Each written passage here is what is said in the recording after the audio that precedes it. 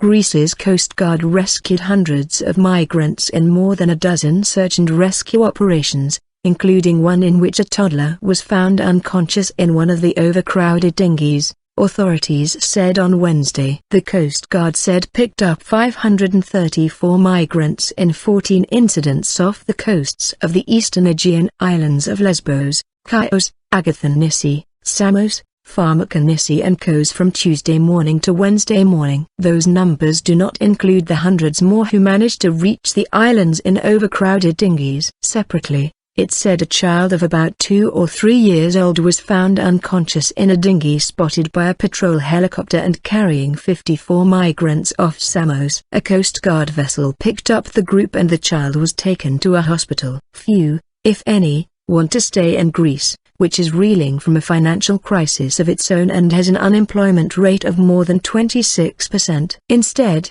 they head to Greece's northern border with Macedonia and from across the Balkans, heading to the more prosperous European countries of the north, particularly Germany and the Scandinavian countries. Short-staffed and cash-strapped authorities on islands have been overwhelmed with the sheer numbers of daily arrivals and have struggled to cope with registering the new arrivals. With the tourist season at its peak, another problem has arisen. Regular ferries are fully booked with holidaymakers heading to and from the islands, meaning thousands of migrants have been unable to find tickets to get to the Greek mainland and continue their journeys. Hundreds of migrants have been camping out for days at the port of the island of Lesbos, which for months saw the largest numbers of arrivals in Greece. Similar scenes have appeared in other islands. Authorities chartered a ferry they sent to Kos earlier this week, one of the most severely affected islands, where it acted as an accommodation and registration center for migrants. Ship leaves island for Greek mainland. The Greek Coast Guard's office said the ship,